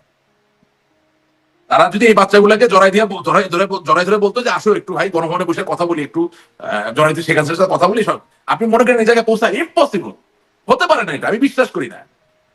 এই সিদ্ধান্ত কে নিবে এটা? আমি কি সিদ্ধান্ত নেওয়ার জায়গায় ছিলাম? আপনি কি ছিলেন? মানে Shakib Al Hasan is not a core politician, but fact of the matter remains যে নৌকা নিয়ে ইলেকশন করে এমপি হয়েছে, তো একসাথে জামাতের এমপি না, আওয়ামী লীগের MP. Mashrafe is not a core politician, not at all. তার আপনি হুইপ বানাই দিচ্ছেন, সেটা হয়তো অনেক সিনিয়র পলিটিশিয়ান মনে কষ্ট পাইছে যে কি ব্যাপার ভাই, মানে হুইপ পজিশনটা একটা সাংবিধানিক মানে পার্লামেন্টের সাথে সম্পর্কিত একটা পদ দিচ্ছেন, আচ্ছা ভালো কথা, আপনার ক্ষমতা আছে আপনি করছেন, ভালো গুড, কিন্তু সে তো আওয়ামী লীগের এমপি। ব্যারিস্টার সুমন আর যাই হোক আওয়ামী লীগের প্রার্থীকে হারাইছে, কিন্তু কখনো বঙ্গবন্ধুর বাইরে কোনো কথা বলে না, একটা ফলোয়ারশিপ তো ছিল, তাই না? এরকম কিছু ইয়াং ভালো গ্রহণযোগ্য লোকজন প্লাস রমনা, সেগুনবাগিচা, ঢাকা বিশ্ববিদ্যালয়ের এলাকার যারা প্রগতিশীল রাজনীতি করে গ্রহণযোগ্যতা আছে, সবাইকে মিলে একটা টিম করে ঢুকাই দিতেন, আজকে কি এই জিনিস হয়? এখন এই সিদ্ধান্ত নেওয়ার দায়িত্ব কি আমার বা আপনার? আগামী দিনে তো আমাদের এরকম সিদ্ধান্ত নিতে হবে। ওনারা মানে আগে যা হয়ে গেছে, আগামী দিনে আমাদের এরকম সিদ্ধান্ত নিতে হবে। এখন ওবায়দুল কাদের সাহেব যদি এরকম সিদ্ধান্ত নিতে সহযোগিতা করতে পারেন আলহামদুলিল্লাহ, খুব ভালো। এখন বাথরুমে আমি 5 ঘন্টা লুকায় ছিলাম, আমার নেত্রীকে প্রাণের ঝুঁকি থাকার কারণে দেশ ছেড়ে দিল্লিতে আসা লাগে, কিন্তু উনি এত বেশি জনপ্রিয় যে ওই বৈষম্য বিরোধী আন্দোলনে ছিলেন, ওনার শুধু সেলফি তুলছেন, এবং যেখানে কোনো গাড়ি চলছে না, ঘোড়া চলছে, সেখানে ওনার জন্য তারা ট্যাক্সি ডেকে ওনাকে নিয়ে পার করে দিচ্ছেন। তো আব্রাহাম লিঙ্কন একটা কথা আছে যে you can fool few people, some people sometimes, you can fool some people all the time, but you can't fool all the people all the time. অর্থাৎ কিছু মানুষকে কিছু সময় জন্য বোকা বানানো যায়, কিছু মানুষকে সবসময় বোকা বানানো যায়, কিন্তু সব মানুষকে সবসময় বোকা বানানো যায় না। আপনি এই যে 5 ঘন্টা লুকায় থেকে এখানে আসার যে পুরো ঘটনা, এটা কি কেউ গ্রহণ করতেছে, কেউ বিশ্বাস করতেছে বলেন? আর যদি সত্য হয় তাও এটা কি এখন বলার কোনো দরকার ছিল? আমি বাংলাদেশের আমি আপনাকে বলি, 71 টিভির যে প্রধান ব্যক্তি মোজাম্মেল বাবু, সে ক্যান্সারে আক্রান্ত না? সে এখন জেলে আছে, সে ওষুধ পাচ্ছে না? আমার দলের সাবেক মন্ত্রী মুক্তিযোদ্ধা টিপু মুন্সি সাহেব, তিনি জেলে আছেন না, হাই ডায়াবেটিক ক্যান্সার পেশেন্ট, উনি ওষুধ পাচ্ছেন না? তাহলে যদি ওবায়দুল কাদের সাহেব দলের সাধারণ সম্পাদক হিসেবে বলেন যে আমি চিন্তা করলাম আমি জেলে খেয়ে গেলে আমার ওষুধ কে খাওয়াবে, এই জন্য আমি পালাই চলে আসলাম, এটা কি বলার কোনো ন্যারেটিভ হতে পারে? আপনি কোনোদিন পুরো ন্যারেটিভ শুনেছেন? বলেন। এখন আমারও তো আজকে সারাদিন এই অনুষ্ঠান যাওয়া পরে গালিগালাজ করবে, আমাকে দল থেকে বহিষ্কার করতে পারে, শাস্তিমূলক ব্যবস্থা, আমি কি মিথ্যা কিছু বলতেছি? আচ্ছা, আপনি কিভাবে দেশ ছেড়ে আসলেন? না, আমি তো দেশ ছাড়ছি, আমি তো দেশ ছাড়ি নাই, আমি তো গিয়েছি আমার মেয়ের যে স্কুল, অস্ট্রেলিয়ান ইন্টারন্যাশনাল স্কুলের ছুটি শুরু হয়েছে, আমি বঙ্গবন্ধু কন্যা জননেত্রী শেখ হাসিনার সাথে চায়না গিয়েছি, চায়না থেকে আসার পরে উনি যে সংবাদ সম্মেলন করলেন হলো, তারপরে আমার মেয়েকে নিয়ে তার ছুটির জন্য একটু দেশের বাইরে এই যে গেলাম, তারপর তো আসতে পারলাম না, আমি তো চলে যাইনি। আচ্ছা, মানে আমি আপনাকে আসতে পারি। সেই অবস্থা ফেস করতে হয় না, কিন্তু এই যে আমি এই যে আপনি বলছিলেন যে বলার কি দরকার হলো, রাষ্ট্রপতি আমি একটু প্রশ্ন করি, আপনি মিলিয়ে বলেন। শুনেন, আমি নিজেকে উত্তম প্রমাণ করার চেষ্টা করি না, তবে আমি বলতে চাচ্ছি দেশের অবস্থা যা হয়েছিল তাতে করে আমি দেশে থাকলেও আমাকে পালাতেই হতো, আমি নিজেকে উত্তম প্রমাণ করার চেষ্টা জি করছি। জি, রাষ্ট্রপতি মানে জায়গাটা স্পষ্ট, তবে আমি যখন দেশের বাইরে পরিস্থিতিটা ফেস করতে হয় নাই, কিন্তু থাকলে করতে হতো, কিন্তু আমার প্রশ্নটা সেখানে না। না না না, আমি যখন দেশের বাইরে থাকা অবস্থায় আমি দুটো বাড়িতে আগুন ধরিয়ে দিয়েছি, এরপরে কোনো সুস্থ লোক তার পরিবার নিয়ে দেশে ফিরতে পারবে না। স্পষ্ট এখানে, কিন্তু আপনি কি মনে করেন কেন ওবায়দুল কাদের এই 9-9.5 মাস পরে এসে বলছেন তার এই কাহিনী ও তার অভিজ্ঞতা, কিভাবে বাথরুমে আটকা থাকেন, কিভাবে তাকে দেশ ছেড়ে আসতে হলো, কেন সমরে জাউল করিম তিনিও বলছেন কিভাবে পানির নিচে বা কি যে একটা করুণ অভিজ্ঞতার মধ্যে দিয়ে তাকে বা ভয়াবহ অভিজ্ঞতার মধ্যে দিয়ে তাকে দেশ ছাড়তে হয়েছে, এখন এসে কেন বলছেন? মানে এতদিন ছিল না, এখন কেন বলছেন? এটা কি কোনো কারণ আছে? কেন বলতেছেন, কি কারণ আছে আমি বলতে পারি না, তবে এতে কি হচ্ছে সেটা বলতে পারি। কি হচ্ছে? খুব একটা দলের জন্য ভালো কিছু হচ্ছে না, এটুকু বলতে পারি। কেন বলছেন মনে, আমি তো অন্তর্জামি না, মনের কথা বলতে পারি না। না কোনো পলিসি কিনা, যেহেতু একসাথে সিনিয়র নেতারা বলছেন। হ্যাঁ, এটা অনেক বড় পলিসি। আমরা পায়খানা গুয়ের ভিতরে, বিষ্টার ভিতরে লুকিয়েছিলাম, আমরা যেখানে প্রক্ষালন, যেখানে মানুষ তার বর্জ্য ত্যাগ করে ওখানে গিয়ে লুকিয়েছিলাম। এই গল্প বলার পরে লাখো লাখো কোটি কোটি বাঙালি বিনা শর্তে কোনো চিন্তা ভাবনা ছাড়া সমবেত হবেন, সংঘবদ্ধ হবেন এবং আমাদেরকে স্লোগান দিয়া আসিয়া দেশের মসনদে বসাইয়া দিবেন। খুব ভালো স্ট্র্যাটেজি, খুব ভালো কৌশল, আলহামদুলিল্লাহ। এরকম কৌশলের জন্য না আমি বসেছিলাম। গোপাল ভালো চেয়ার থেকে পড়ে দিতে কথা শুনে, বুঝলেন না? খুব ভালো আসলে, খুব ভালো কৌশল। মানে আপনি এই কৌশলটাকে একদমই ভালো বলছেন না, সেটা একদম স্পষ্ট। আমি কেন বলবো? আপনি এই কৌশলটা একটা ছোট একটা ক্লিপ বানিয়ে আপনি ছাড়েন না জনমতের জন্য। আমি ধরে নিলাম যে ফেসবুকের একটা বড় পার্সেন্টেজ শুধু কমেন্ট করে, কিন্তু বাকিটা তো দায়িত্বশীল, সবাই আপনি নেন না, নিয়ে দেখেন না কে কি বলে। আমি কেন, আমি তো যিনি ইন্টারভিউ প্রথম দিয়েছেন অমল সরকার, না কি নাম, হ্যাঁ, আমি তাকে ডাইরেক্ট ফোন করে বলেছি যে আপনার টিআরপি আজকে অনেক হয়েছে, কিন্তু বাংলাদেশের আওয়ামী লীগের ক্ষতি হয়ে গেল। বলে আমি বললাম যে ভাই প্রশ্নগুলো তো অন্যভাবে নিতে পারতেন, আপনাকে বাথরুম পর্যন্ত যেতে হলো কেন? এখন সেটা আমি ওবায়দুল কাদের সাহেব বলতে পারছি না বলে তাকে বলতেছি। কেন ওবায়দুল কাদের সাহেব কেন বলতে পারছেন না? তার সাথে যোগাযোগ নাই? না, আমার তো তার নাম্বারও নাই, আমি তার সাথে যোগাযোগ নাই, আর তার সাথে আপনাদের দলের নেতাকর্মীদের মধ্যে যোগাযোগের কি কোনো ঘাটতি আছে? হ্যাঁ, ঘাটতি আছে। আমি যতটুকু জীবনে দেখেছি যে ওনার সাথে খুব লম্বা বেশি কেউ কথা বলতে পারে না। আচ্ছা আচ্ছা, আমি একটু আসি যে আরেকটা প্রসঙ্গে একটু যাই। নির্বাচন প্রসঙ্গে কথা হচ্ছে, তাহলে এটি নিশ্চিত যে নির্বাচনে আপনারা অংশগ্রহণ করছেন না, করতে পারছেন না। এপ্রিলে যে নির্বাচন, আপনার ওবায়দুল কাদের বলছেন রেজিস্ট্রেশন বাতিল হয়ে গেছে। না, এটা তো শাখের পরাত, আপনাকে এটা বুঝতে হবে। সেটা হচ্ছে যে আমি নির্বাচনে অংশগ্রহণ করবো, এমন একটা নির্বাচন যেটা গ্রহণযোগ্য হবে না বা সুষ্ঠু হবে না, সেটাকে আমি স্বীকৃতি দিব কেন? যদি আমি জানি যে নির্বাচনটা সঠিক হবে না, যদি আমি জানি যে দেশে নির্বাচন করার মতো পরিস্থিতি নাই, তাহলে সেটা আমি জেনে শুনে স্বীকৃতি দিতে যাবো কেন? আমাদের এখনকার অবস্থান কিছুটা পূর্ববর্তী বিএনপির মতো হয়ে যাচ্ছে, ঠিক আছে না? আচ্ছা, পূর্ববর্তী বিএনপিকে ওই সময় যখন আপনারা ছিলেন, আপনি সহ আপনার দলের নেতারা তখন খুব শক্তভাবে বলতেন যে কেন তাদের যাওয়া উচিত এবং কেন তাদের মানা উচিত। আমি যেটা বলতাম বিশ্বাস করি তো বলতাম, যেতে তো হবেই। সে যদি না যেত, সে যদি ইলেকশনে যেত, তাহলে আজকে কি এই পরিস্থিতি হয়? আপনার হয়তো এই পরিস্থিতি হতো না। না না, আমার না, বাংলাদেশের হতো না। আপনি বারবার আপনি যাচ্ছেন কেন? বাংলাদেশে আজকে কি হয়েছে? বাংলাদেশের রাজনৈতিক ব্যবস্থা ভেঙে পড়েছে। বিএনপি বাইরে, বিএনপি তো সামনে ক্ষমতায় যাবে, ডক্টর ইউনূস যাচ্ছেন, তারেক রহমানের সাথে বৈঠক হবে। এটাই প্রবলেম যে আমরা এবং আপনি এবং আমরা আমরা ক্ষমতায় ওয়ার্ডটার বাইরে আর আসতে পারতেছি না। আমরা বাংলাদেশকে নিয়ে চিন্তা করতে পারতেছি না। যদি আজকে বিএনপি আপনারা করেন নাই, আজকে কোনো ধোয়া তুলসী পাতা হয়ে বিএনপি চিন্তা করতে যাবেন? ধোয়া তুলসী পাতা হচ্ছে না। আপনি তো শুনতে হবে আমি কি বলতে চাচ্ছি। বলবেন যে ক্ষতিগ্রস্ত তো বিএনপি কি এখন কম?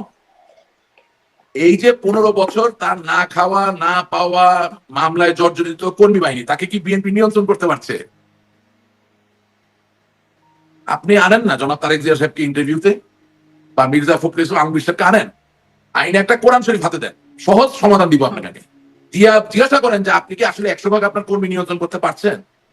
সঠিক উত্তরটা পাবেন না, পাচ্ছেন না। এটা তো আর মানে হ্যাঁ, রাইট। তারা নিজেরাও বলেন যে এত জনবহুল দল, এত জনমানুষের দল। এটা হলো কেন? কারণ প্রথম কথা হচ্ছে আমরাও আগাই নাই, তারাও আগায় নাই। এটা এক। 2 নাম্বার, আজকে এই পরিস্থিতি হওয়ার কারণে আমরাও তাহলে ভুক্তভোগী। আমাদের নেতা কর্মীরা কি এখন সব কথা শুনতেছে? আপনি ওবায়দুল কাদের সাহেবকে আনেন তো আপনার অনুষ্ঠানে, ওনার একটা কোরআন শরীফ হাত দিয়ে জিজ্ঞেস করেন তো ওনার কথায় কর্মী কয়জন এখন লাভ দিয়ে নামবে জান দেওয়ার জন্য। Please ask him, I am inviting you, why don't you do it, he will give you the correct answer. So আমার মোদ্দা কথা হচ্ছে, দিনের শেষে fact of the matter remains যে আওয়ামী লীগ একেবারেই মুক্তিযুদ্ধ, বঙ্গবন্ধুর তো কোনো সন্দেহ তো আপনার নাই, আছে কি? আচ্ছা, বিএনপিতে মুক্তিযুদ্ধ অনেকে আছেন, আপনার কি কোনো সন্দেহ আছে? নাই। বিএনপির ফরমেশনের এটা নিয়ে অনেকে বিতর্ক করে, আওয়ামী লীগ থেকে করে, আমরাও করি, বাইরেও আছে, ফরমেশন নিয়ে অনেক কথা আছে, কিন্তু মুক্তিযুদ্ধের উপর ভিত্তি করেই তো দলটার ফরমেশন। সে বলতে চাচ্ছে বাংলাদেশের স্বাধীনতা সার্বভৌমত্বের উপর ভিত্তি করে তার জাতীয়তাবাদী চিন্তা ভাবনা, এই তো ঘটনা। তাইলে এই দুটো দল যদি সঠিক রাজনীতি করতে না পারে তাহলে ক্ষমতায় গেল, এতে কি যাবে আসবে? গতকালকে বাংলাদেশ প্রতিদিনে একটা খুবই দুঃখজনক খবর পড়লাম, ব্রাহ্মণবাড়িয়া এক ছেলে ফুচকা খাইতে গেছে, বুঝলে? ফুচকা খাওয়ার পরে তার ন্যাপকিন লাগবে, এখন যে দোকানদার তার কাছে ন্যাপকিন নাই, তো ঝগড়াটা কি? তোর কাছে ন্যাপকিন নাই, তুই আমার ফুচকা দিলি কেন? আর তুই আমার ফুচকা দিলি, তাহলে এখন ন্যাপকিন দিবি না কেন? আর ওর কথা হচ্ছে, তোর ফুচকা খাওয়ার দরকার, ফুচকা খাইছোস, আমার ন্যাপকিন দিতে হবে কোথায় বলা আছে? যা, আমার কাছে ন্যাপকিন নাই। এই যে ফুচকা ন্যাপকিন নিয়ে 2 গ্রামের সংঘর্ষ, এতগুলো লোক আহত হয়ে গেল, এর থেকে বাংলাদেশের ভবিষ্যৎ কি আপনি বুঝতে পারছেন না কি হবে? তো ব্রাহ্মণবাড়িয়ার একটা কমন কাহিনী। আপনি কি মনে করেন না যে এই ধরনের ঘটনা ব্রাহ্মণবাড়িয়া ছাড়া আরো অনেক জেলায় হয়েছে বা আগামী দিনে হবে? একদমই। কেন হচ্ছে? বিকজ যখন আচার, সংস্কৃতি, নেতৃত্ব, রাজনীতি, ধর্ম সবকিছুর উপর থেকে আস্থা উঠে যায় আস্তে আস্তে, তখন মানুষের পক্ষে হাইনার মতো ব্যবহার করা সম্ভব। এবং এটা হয় কত? আপনি মনে করেন আপনি কোটি মানুষকে নিয়ে চিন্তা করতে পারেন, আপনি কোটি কয়েক মানুষকে নিয়ে চিন্তা করতে পারেন। গুটি কয়েক মানুষের চিন্তাটা যদি সবচেয়ে সুন্দর হয়, সবচেয়ে পবিত্র হয়, অবশ্যই তাদেরকে গুরুত্ব দিতে হবে। এখন ধরেন ওবায়দুল কাদের সাহেব দলের সাধারণ সম্পাদক ছিল, অথচ উনি সিটিং একজন এমপি সানাউলকে দিনে দুপুরে থাপ্পড় মারছেন। রাজনীতির বাংলাদেশ উনি কি রাখছেন? বাংলাদেশের নাগরিক যখন দেখে যে একটা সরকারি দলীয় এমপি কে ওবায়দুল কাদের থাপ্পড়াইতে পারে দিনে দুপুরে, তখন আপনাকে আমাকে গাছে ঝুলাই মাইরা ফেলবে বা আমাদেরকে দেশ ত্যাগ করতে হবে, এটা দেখে আমরা তো আশ্চর্য হচ্ছি কেন? একটা পুলিশ, একজন পুলিশ, একজন আনসার, একজন বিজিবি, একজন র্যাব, তিনি যখন চোখের সামনে দেখে যে একটা সিটিং মন্ত্রী তারই কলিগ, জুনিয়র কলিগ, তাকে থাপ্পাইতে পারতেছে, দূর দূর করে পার্টি অফিস থেকে বের করে দিচ্ছে, একজন রেলের কর্মকর্তাকে মারামারি করছে, তা আপনি কি মনে করেন না আজকে পরিবেশ কিছুটা হলে আপনি তৈরি করছেন? আপনার সন্তানকে আপনি যে সম্মান না করেন, আপনার সন্তানকে ঘরের বাইরে কে সম্মান করবেন? তো আমি যে কথাগুলো বলতেছি আমার কথা অনেকে ভালো লাগবে না, আমি টেলিং আজকে আপনি প্রকাশ হবে বহু গালিগালাজ দেখবেন। আচ্ছা, এইখানে আপনি এভাবে এখন কথা বলছেন, আপনি প্রায় খুব মানে আপনার উপলব্ধির কথাগুলো বলছেন, একদম খুব নিবিড় একটা সমালোচনার জায়গায় আছেন। আপনার বাবাও আওয়ামী লীগের একজন একনিষ্ঠ কর্মী, একজন নেতা, দীর্ঘদিনের কোষাধ্যক্ষ এবং দায়িত্বশীল ব্যক্তি আওয়ামী লীগের। তিনি আসলে আপনার এই ভাষ্যগুলোকে, তার সাথে কথা হয়, তিনি কিভাবে নেন? অবশ্যই তিনি আমার সাথে একমত। আমার বাবা সৎ মানুষ, আমি তোমার মিথ্যা কথা বলতেছি না। Don't think we are dependent on anyone. আমরা ফ্যামিলিগতভাবে আওয়ামী লীগ করেছি, আওয়ামী লীগ কিছু পাওয়ার জন্য না, আওয়ামী লীগকে ভালোবেসে, বঙ্গবন্ধুকে ভালোবাসে। ওই যে অ্যাডভোকেট ফজলুর রহমান সাহেব কত ঈদের সময় বলতেছিলেন যে ময়মনসিংহে অমুক সিনেমা হলের ভিতরে গেছি, আইয়ুব খান ঘরোয়া রাজনীতি এলাও করে রাখছে, গিয়ে একটা 6 ফিট লম্বা লোককে দেখলাম, আঙ্গুল তুলা তর্জন তুলা, বাঙালি স্বাধিকার, বাংলার মানুষের অধিকারের কথা বলছে, শুনে তারপর সেদিন থেকে এই যে শুরু করলাম শেখ মুজিব, তখন বঙ্গবন্ধু উপাধি তখন পাই নাই। ছাত্রলীগ করার আগে, স্কুলে থাকা অবস্থায় গিয়ে ছাত্রলীগে ঢুকার আগে আমার আব্বাকে এমনি মনে করছেন টেন্ডার পাওয়ার জন্য, ব্যবসা করার জন্য আমি কি করছে? আমার দাদা বাবারা কি আমি কি টেন্ডার করে আসি আমি এখানে আসছি? আমি কি ব্যবসা করার জন্য করছি? আপনি আমার কয়টা ব্যবসার নাম বলেন, কোন ব্যবসাটা আমি করছি 15 বছরে, বা আপনি আহ্বান জানান আপনার প্রোগ্রামের মাধ্যমে।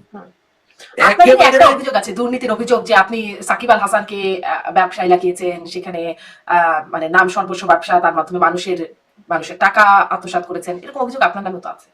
আচ্ছা, প্রথম কথা হচ্ছে সাকিব আল হাসান একজন ব্যবসায়ী, খেলার পাশাপাশি আমি একজন ব্যবসায়ী, আমরা দুজন ব্যবসা করতে পারি, নামানোর কোনো বিষয় নেই। 2 নাম্বার, যেই কোম্পানিকে নিয়ে কথা বলা হচ্ছে সেই কোম্পানি বাংলাদেশ ব্যাংক এবং সিকিউরিটিজ এক্সচেঞ্জ কমিশন দুজনে যাচাই বাছাই করে আমাদেরকে পারমিশন দিয়েছেন। 3 নাম্বার, কোন ব্যক্তির যদি 1 টাকা ওই কোম্পানিতে দিয়ে থাকে তাকে আসতে বলেন লাইভে। একজন লোক, আমি আজকে বলে দিলাম, একটা লোক যিনি টাকা দিয়েছেন এই কোম্পানিতে। সেটি এখন অবশ্য যাচাই করার সুযোগ আমার নাই, তবে এই অভিযোগটা আপনি বলছিলেন বলে সুযোগ লাগবে না, কারণ আপনি বলছিলেন বলে উল্লেখ করলাম, যে ব্যক্তিগত আলাপ না দিয়ে আমি রাজনীতির আরেকটা আলাপে যাই। বাংলাদেশের কোন একটি বৃহৎ শিল্প গোষ্ঠী তার 10-11টি পত্র পত্রিকা দিয়ে আমাদের বিরুদ্ধে, দুজনের বিরুদ্ধে লেগেছিল, এবং গড ইজ গ্রেট, আল্লাহ মেহেরবান, এসিসি একেবারে আমার পক্ষে চিঠি দিয়ে জিনিসটা পরিষ্কার করে দিচ্ছেন। কিন্তু এটা স্বাভাবিক, আমি তো আর এলিজাবেথ টেইলর না, বা এবার না, বা স্টিভেন স্পিলবার্গ না যে আমাকে যখন এসিসি দায় মুক্তি দেয় সেটা নিয়ে আপনি কোনো বড় নিউজ করবেন, সেটা আপনার জানা নাই।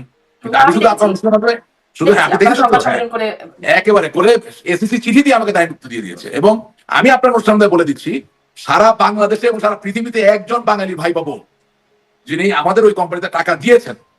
আমি বাকিটাতে গেলাম না, যদি বলতে পারেন, দেখাতে পারেন, I take full responsibility. Impossible, it will never happen. No one can say anything like that. G, comments box খোলা আছে, যদি কেউ মনে করেন যে এরকম কোনো Comment জানাতে কিছু চান, লিখতে পারেন, আপনারা comment জানাতে পারেন। লিখতে দর্শক পারেন। আসি একটু এই প্রসঙ্গে যে তারেক রহমানের সাথে লন্ডনে দেখা হবে ডক্টর মোহাম্মদ ইউনূসের, সেখানে নির্বাচন সহ অনেক বিষয়ে আলোচনা হবে এবং সংকট সমাধানের আশা করছেন মির্জা ফখরুল ইসলাম আলমগীর। আপনারা আসলে বা আপনি আসলে এই বিষয়টাকে কিভাবে দেখছেন, খুব সংক্ষেপে যদি বলেন। আমি এই জিনিসটা খুব গভীরভাবে দেখছি। বেগম খালেদা জিয়া ইতিমধ্যে তার স্থায়ী কমিটির সদস্য এবং উপদেষ্টা যারা আছেন তাদেরকে ডেকে বলে দিয়েছেন যে কোনো অবস্থায় ডক্টর ইউনূসের সাথে কোনো সংঘর্ষে যাওয়া যাবে না। আপনি নিশ্চয়ই খবরটা জানেন। এটা আওয়ামী লীগের জন্য অশনি সংকেত। এবং এতদিন ধরে আওয়ামী লীগের ভিতরে একটা ন্যারেটিভ যে চালানো হচ্ছিল যে আমরা বিএনপির সাথে একসাথে হয়ে ডক্টর ইউনূসের বিরুদ্ধে আন্দোলন করবো, এটা টোটালি রং। আমি কোনোদিন এই ন্যারেটিভের পক্ষেই ছিলাম না। আওয়ামী লীগ তার নিজের জায়গা থেকে সংগ্রাম করতে হবে, আওয়ামী লীগের তার নিজের জায়গা থেকে অবস্থান তৈরি করতে হবে। এবং আওয়ামী লীগের পক্ষে এটা সম্ভব। আওয়ামী লীগের ওই পরিমাণ নেতা কর্মী সমর্থক আছে। যদি শুধুমাত্র আমরা সময় উপযোগী সিদ্ধান্ত নেই, সঠিক বলবো না, সময় উপযোগী সিদ্ধান্তগুলো যদি নেই, এটা আমাদের পক্ষে সম্ভব। এবং তারেক জিয়ার সাথে ডক্টর ইউনূসের দেখা হওয়া মানে হচ্ছে we are no longer in the game. আমরা আসলে এমনিও we are not in the game. আমরা নিজেরাই নিজেদেরকে গেমের বাইরে নিয়ে গেছি, খেলার বাইরে নিয়ে গেছি। This is a very bad sign. এবং আমার কাছে যতটুকু তথ্য আছে, ডক্টর ইউনূসকে চিরকালের জন্য আসছে, যাইতেই হবে। কিন্তু সে যাওয়ার সময় কাকে বসিয়ে দিয়ে যাবে এটা মোটামুটি ঠিকঠাক করা হচ্ছে, একটা মডেল তৈরি করা হচ্ছে। সেই জায়গায় প্রভাবিত করার কোনো সুযোগ আমাদের এখন আপাতত আর নাই। ছিল, কিন্তু আমরা আর এটা প্রভাবিত করতে পারবো না। কারণ অনেক নিবিড় একটা ব্যাপার আছে। এটা বললে আবার ধরেন জনপ্রশাসনে আমাদের প্রচুর লোক ছিল, পুলিশ প্রশাসনে আমাদের প্রচুর লোক ছিল, সেনাবাহিনীতে আমাদের প্রচুর লোক ছিল। হ্যাঁ, এখন যেটা হবে যে প্রতি মাসে প্রত্যেক 1 মাস পর পর আপনার পক্ষে যদি হালনাগাদ করা সম্ভব হতো, তাহলে আপনি দেখতেন যে যারা আমাদের লোক ছিল তাদের আস্তে আস্তে সকলকেই বিদায় জানাতে হচ্ছে, বিদায় নিতে হচ্ছে। এবং তার মানে হচ্ছে যে একেবারে new set of people are coming in. হ্যাঁ, এবং যেটুকু যেটাকে বলে একটা ইন্ট্রিনসিক ইনফ্লুয়েন্স থাকে, সেই জায়গাটা নষ্ট হয়ে যাচ্ছে। এক তো দলীয় ভাবে আমরা দাঁড়াতে পারছি না, কিন্তু দলীয় যে একটা অবস্থান ভিতরে ছিল সেটাও আস্তে আস্তে মান হয়ে যাচ্ছে। মানে পুলিশ প্রশাসন, সেনাবাহিনী সবখানে যে আপনাদের লোক ছিল সেটার সেই সংখ্যা কমে নিউ সেট আসছে, আপনি এই বিষয়টা স্পষ্ট করেছেন। সেটি এবং আপনি দেখেন এই যে অভিযোগ করে এই বিষয়ে যে আপনাদের লোকরা এখনো প্রশাসনের ভিতরে আছে, সেনাবাহিনীর ভিতরে আছে, যারা আপনাদের রাজনৈতিক দল কমে যাচ্ছে।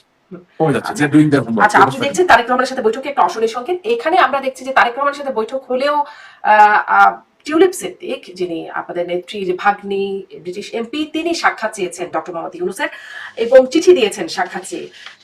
সেখানে একটু এই বিষয়টা বলতে চাই। তিনি লিখছেন যে তার ঐতিহাসিক ভূমিকার প্রশংসা করছেন, তাকে অনুকরণীয় বলছেন, তার সফরকে সাফল্যমণ্ডিত হোক সেই প্রত্যাশা ব্যক্ত করছেন। অন্যদিকে আপনাদের নেত্রী বা তার খালা সাবেক প্রধানমন্ত্রী শেখ হাসিনা, তিনি সুৎখোর, জঙ্গি, খুনি ইত্যাদি বলে চলেছেন। দুই রকম একটা সাংঘর্ষিক বক্তব্য দেখা যাচ্ছে। এটি আসলে আমার এই গত অনুষ্ঠানে কথা বলছিলেন আব্দুল তুষার, যিনিও একসময় ছাত্রলীগ করতেন, এখন গণমাধ্যম ব্যক্তিত্ব, কথা বলেন, রাজনৈতিক বিশ্লেষক। তিনি বলছিলেন এটি আওয়ামী লীগের গালে একটি চর। আপনি কিভাবে দেখেন? এটা আমাদের গালে একটা চর, একটা চর না, অনেকগুলো থাপ্পড়। আমি চিঠিটা পড়েছি, চিঠির প্রতিটা লাইনে একটা করে থাপ্পড়।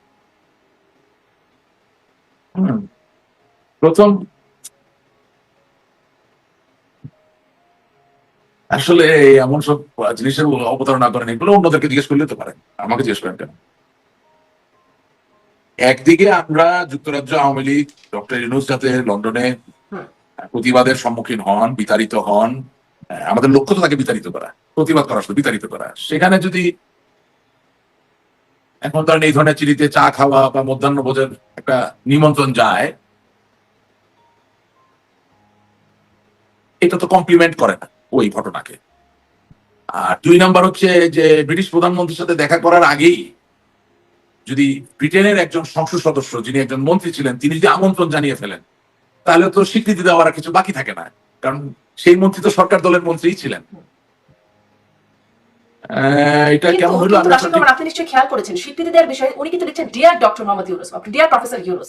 তিনি চিফ অ্যাডভাইজার লিখছেন না, অথচ নিচে যখন নিজের পরিচয়ের জায়গায় সেখানে তিনি নিচে লিখছেন টিউলিপ সিদ্দিকী এমপি। হ্যাঁ, কিন্তু আবার একই সাথে উনি ওনার খালাকে তো সাবেক প্রধানমন্ত্রী বলছেন। তাইলে মানুষের পৃথিবীর মানুষ কি বলো ডক্টর ইউনূস কোন চিঠি লিখছেন কেন? শুধু ডক্টর ইউনূস বলে? গ্রামীণ ফাউন্ডেশনের প্রতিষ্ঠাতা এই জন্য লিখছেন, বা গ্রামীণ ব্যাংকের তাহলে চেয়ারম্যান বা এইভাবে এই চিঠি লেখা জন্য কি একটা লিখছেন? কৌশল, নাকি এটাকে কিভাবে দেখেন আপনি? কি কেন এইভাবে সবই তো আপনার চোখে কৌশল। আমি তো মনে করি সমন্বয়হীনতা। সবই তো কৌশল। বাথরুমে লুকায় থাকা কৌশল, বিষ্ঠার ভিতরে লুকায় ছিল এটা কৌশল, এখন এই চিঠি লেখা এটাও কৌশল। তো এত কৌশল তো কোন কৌশল দিয়ে তাহলে আপনি আসলে আগাবেন? বর্ম, তীর, নাকি মানে আরো নাকি রথে করে গিয়ে আপনি আপনার তলোয়ার তিনি চালিয়ে তো যাবেন? বলছেন যে তিনি তার সাথে বাংলাদেশের সম্পর্ক মানে রাজনীতির কোনো সম্পর্ক নাই। তিনি ব্রিটিশ সিটিজেন, তিনি ব্রিটিশ মানে যুক্তরাজ্যে না, শুনেন, আমি জন্মগ্রহণ আপনাকে করেছেন, একটা জিনিস ক্যারিয়ার পরিষ্কার করেছেন। করি। আমি একটা জিনিস পরিষ্কার করি, হ্যাঁ, এগুলো সবই সত্য। তিনি বাংলাদেশের তো রাজনীতি করেন না, ইংল্যান্ডে রাজনীতি করেন। আমার দুঃখ লাগে আমার দলের নেতা কর্মীদের জন্য, কারণ টিউলিপ সিদ্দিকের নামে যখন দুর্নীতির অভিযোগ আসলো, তখন এই বাঙালি তো তাকে তার নিজের মনে করে তাকে ডিফেন্ড করার জন্য ঝাঁপিয়ে পড়ে।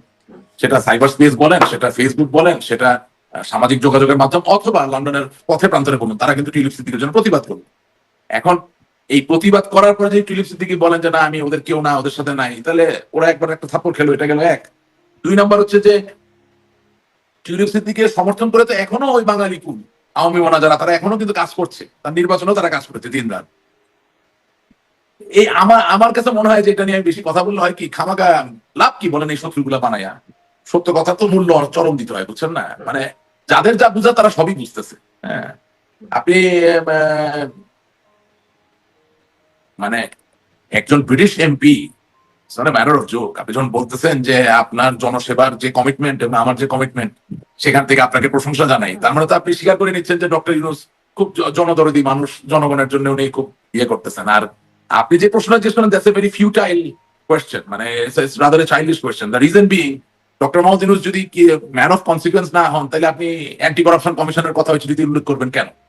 আর তার থেকেও বড় কথা আমি আপনাকে বলি, আমি আসলে আপনি যদি বলেন মাথায় আসলো, সজীব বাজের জয় ভাই কিন্তু ওনার ফেসবুকে একটা পোস্ট দিয়েছেন এটা বলে যে যেহেতু ডক্টর ইউনূস এবং তার গংরা ইন্টারন্যাশনাল ক্রাইমস ট্রাইব্যুনাল আইসিসি তে অভিযুক্ত অবস্থায় আছেন, তাই এই অবস্থায় বর্তমান ব্রিটেনের প্রধানমন্ত্রী স্টারমার তার সাথে দেখা করতে পারে না। এখন জয় ভাইয়ের কথাটাকে যদি সত্য ধরে নেই, তাহলে টিউলিপ যে আহ্বান জানালেন ডক্টর ইউনূসকে তার সাথে দেখা করার জন্য, তাহলে উনি কিভাবে দেখা করবেন? টিউলিপ যদি দুদক দ্বারা অভিযুক্ত হয়, সেই অবস্থায় কি বাংলাদেশের প্রধান উপদেষ্টা যিনি প্রধানমন্ত্রীর র্যাঙ্কে আছেন, তিনি কি তার সাথে দেখা করতে পারেন? এটা একই যুক্তি হয়ে যাচ্ছে। আর তার থেকেও বড় কথা হচ্ছে, আমি মনে করি, আমি এটা ভাই, আমি আমার কম বুঝে জায়গা থেকে আল্লাহ আল্লাহ আমাকে রক্ষা করুন, আমি বলতে চাই টিউলিপ সিদ্দিকি দুর্নীতি করেন নাই। ওনার নামে অ্যান্টি করাপশন কমিশন বাংলাদেশে বিচার করে যদি রায়ও দিয়ে দেয়, এই রায়ের বাস্তবায়ন করার জন্য অবশ্যই একটা ডিক্রি জারি করতে হবে এবং করে সেই রায়টাকে ইংল্যান্ডের একটা কোর্টে আনতে হবে। ইংল্যান্ডের কোর্টে আনলে তখন কি টিউলিপ সিদ্দিকি তার দেশের আইন অনুযায়ী সেটাকে মোকাবেলা করতে পারবেন না? উনি যদি আইনত কোনো নোটিশই না পান, ওনার এটাকে এত গায়ে লাগানোর দরকার নেই। তার পলিটিক্যাল ইমেজ ক্ষুণ্ণ হচ্ছে, যদি আমি আর্গুও করতে চাই, তার পলিটিক্যাল ইমেজ ক্ষুণ্ণ হচ্ছে। তিনি তো পদত্যাগই করলেন এই অভিযোগের দিকে। কেন ওনার পলিটিক্যাল ইমেজ ক্ষুণ্ণ হবে? উনি যদি ওনার লয়ারদের নিয়ে বাংলাদেশ এমবাসিতে গিয়ে ওনার রিজয়েন্ডারটা দিয়ে আসেন, তাহলে তো ওনার পলিটিক্যাল ইমেজ আরো শক্তিশালী হচ্ছে। আমি যৌক্তিক আইনসম্মত তার কৌশল কিনা, অনেকে এটা বলছেন যে তার পলিটিক্যাল ইমেজ আমি এত কৌশল আমি মনে করি না কৌশলটা কাজে লাগতেছে। আমি এত কৌশল বুঝি না, কারণ কি বরঞ্চ ইউনূস সাহেব তো আমি মনে করি এই চিঠি তার বিরুদ্ধেই ব্যবহার করছে। বরঞ্চ এই চিঠি তো তার বিরুদ্ধেই ব্যবহার করবে। আপনি তো বলতে পারবেন না যে আপনি জানেন না, আইন ফলো করা হয় না। আপনি স্বীকার করে নিলেন যে আপনাকে নোটিশ দেওয়া হয়েছে, আপনাকে ডাকা হয়েছে, আপনি স্বীকার করে নিলেন। তো আপনার দরকার ছিল কি চিঠি দেওয়া? কে তার বুদ্ধি দিচ্ছে আমি জানি না। আমাদের ভিতরে তো অনেক বুদ্ধি দেওয়ার লোক, বড় বড় বুদ্ধি দেওয়ার লোক থাকে। বাট আমি হলে এই উপদেশটা দিতাম। ভুল হতে পারে এমন উপদেশ। ইউনুসের সাথে বলতে চাই যে বাংলাদেশে রায় যদি আদৌ ঘোষিত হতো কিনা আমি জানি না, এটা অনেক দূরের ব্যাপার। বাংলাদেশে আপনি বললেন না 10 বছর একটা মামলা চলতেছে, কোনো মামলা শেষ হয় না। আমরা তো দুর্দান্ত প্রতাপশালী ক্ষমতা ছিলাম, আমরা কি তারেক জিয়ার কোনো মামলা শেষ করতে পারছি? চূড়ান্ত ভাবে পারেন নাই। আপনি খালেদা জিয়ার কোনো মামলা করতে পারেন নাই। বাংলাদেশের আইনি প্রসেসটা খুব এমেজিং একটা ব্যাপার, খুব বিস্ময়কর একটা জায়গা। এখানে সহজে কোনো কিছু শেষ হয় না, শুরু হয় কিন্তু শেষ হয় না। আদৌ যদি টিউলিপ সিদ্দিকির নামে কোনো রায় হতো, তাহলে সেই রায়টাকে বাস্তবায়ন করার জন্য যখন তারা একেবারে আন্তর্জাতিক আইন মেনে ইংল্যান্ডের একটা কোর্টে আসতো, তখন টিউলিপ সিদ্দিকি কি আইনি সেটাকে মোকাবেলা করতে পারতেন না? অবশ্যই পারতেন, উড়াই ফেলে দিতে পারতেন, কোনো ব্যাপারই ছিল না। 2 নাম্বার, আমি যদি মনে করি নেই যে আমি প্রোঅ্যাক্টিভ, আমি এখানে আসা পর্যন্ত ওয়েট করবো না, তাহলে কোনো অসুবিধা তো নাই। বাংলাদেশ এম্বাসি আছে, আপনি বাংলাদেশ এম্বাসিতে আপনার আইনজীবীদেরকে নিয়ে যেয়ে বলতে পারেন যে ন্যাশনাল আইডি যেদিন ইস্যু করা হয়েছে সেদিন তো আমি বাংলাদেশে নেই, আমার নামে ন্যাশনাল আইডি ইস্যু হবে কেন? আমি সই দিব কিভাবে? আমি আঙ্গুলের ছাপ দিব কিভাবে? আমি চোখের ছাপ দিব কিভাবে? কত তারিখে দিয়েছি? পৃথিবীতে কেউ কিন্তু ইমিউন না। আপনি চাইলে সবাইকে একটা জব দিয়ে ভিতরে আনতে পারেন।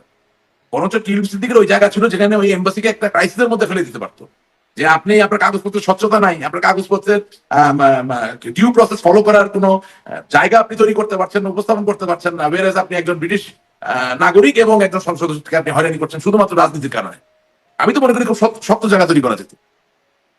England is a country of due process. এখানে সস্তা চটকদার এইসব কৌশল যেটা আপনি বারবার বলেন, এসবের তো দরকার নেই। একটা দেশের অলিখিত সংবিধান, সেখানে এত সুষ্ঠুভাবে সেই দেশের পার্লামেন্ট, আইন অঙ্গন সবকিছু পরিচালিত হচ্ছে, এমনি এমনি তো হয়নি। সেখানে তো ভাবমূর্তি, আমাদের দেশে যেমন পদত্যাগ একদম প্রমাণিত হওয়ার আগ পর্যন্ত কেউ পদত্যাগ করেন না, ওখানে অভিযোগ উঠলে অনেকে পদত্যাগ করেন। এই ডিসকাশনটা আমি করবো না, আমি আপনাকে আগে বলেছি যে আমি টিউলিপ সিদ্দিকীর তো দায়িত্ব নিয়ে আমি কথা বলতে পারি না, আমি শুধু বলতে পারি। ঠিক আছে, আপনি বলছিলেন সজীবর জয়ের পোস্ট এর কথা বলছিলেন, যে সেখানে যে স্টারমারের কেন দেখা করা উচিত না সেই বিষয়ে লিখেছেন। ওই যুক্তিতে আপনি গেলে তো ডক্টর মোদি ইউনূস তার সাথে দেখা করার কথা না। ওই যুক্তিতে গেলে টিউলিপ সিদ্দিকী দেশে দিতে পারেন না। আমি বলছি আমরা তো একটা উভয় সংকটে আছি, তাই না? আমার জয় ভাই আমাদের রাজনীতির সাথে বেশি জড়িত, তার কথাটা স্বাভাবিকভাবে আমাদেরকে বেশি গুরুত্ব দিতে হয়। তাহলে আমি এখন এখানে আওয়ামী লীগকে তো সিদ্ধান্ত নিতে হবে যে আপনি আওয়ামী লীগ করবেন, বাংলাদেশের কথা বলবেন, শেখ হাসিনার কথা বলবেন, নাকি টিউলিপ সিদ্দিকীর কথা বলবেন। আমি তখন অনেকগুলো গালি খাবো, তাও বলতেছি আমি তো শেখ হাসিনার কথা বলতে চাই, আমি টিউলিপ সিদ্দিকীর কথা বলতে চাই না। কারণ উনি নিজেই তো বলছেন উনি বাংলাদেশের কেউ না, উনি আওয়ামী লীগের কেউ না, বাঙালির সাথে সমান। কেন ভাই আপনি এই জিনিসটা বারবার এখানে এনে আমাদের রাজনীতিতে নৈতিকভাবে দুর্বল করছেন? দরকার নাই তো। আমরা শেখ হাসিনাকে নিয়ে কথা বলি, আমরা নৌকা মার্কা আওয়ামী লীগ বঙ্গবন্ধুকে নিয়ে কথা বলি, এতে কোনো অসুবিধা আছে?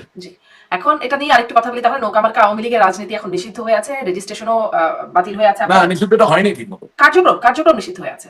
না, কার্যক্রম নিষিদ্ধ হয়নি ঠিক মতো। আইন তো কোনো হাফ ডান হতে পারে না, কেক তো হাফ বেকড হতে পারে না। পুরো একটা কেক পুরা না বানিয়ে আপনি বলতে পারেন না এটা কেক।